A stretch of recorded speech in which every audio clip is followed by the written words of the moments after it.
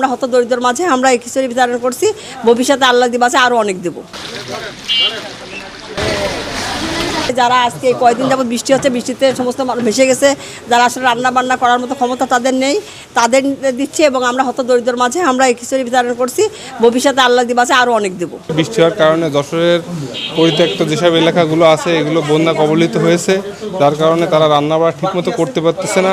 আমরা এই বৃষ্টির কারণে এই হতদরিদ্র মানুষদের মানে ক্ষোভের ইসের কারণে আমরা এই খাবার বিতরণ করতেছি। আপনারা সবাই যদি আমাদের পাশে থাকেন এর থেকে ভালো কিছু করতে পারবো।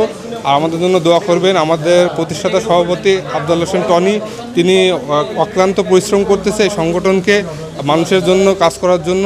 আমরা যেটা আজকে আমরা খিচুড়ি বিতরণ করতেছি, এটার মূল উদ্দেশ্য হচ্ছে পানিবন্দী যে সমস্ত, বিশেষ করে আমাদের ৭ নম্বর ওয়ার্ড শঙ্করপুর সহ আশপাশের যে সমস্ত এলাকা, আমরা আমাদের সাধ্যমতো চেষ্টা করতেছি যে যতটুকু সম্ভব যাদের অন্তপক্ষে রান্নাবান্নার সমস্যা, রান্না করতে পারতেছে না, তাদের খাবারের সমস্যা, এবং শুধুমাত্র আমরা খাবারই না, শিশুদের যদি অন্তপক্ষে যেমন মানে এক কথায় বলতে পারি যেমন রেগুলার যে ওষুধগুলো মানে খুবই প্রয়োজনীয় নর্মালি, যেমন নাপা, ওরসেলাইন, এগুলো আমরা বিতরণ করতেছি।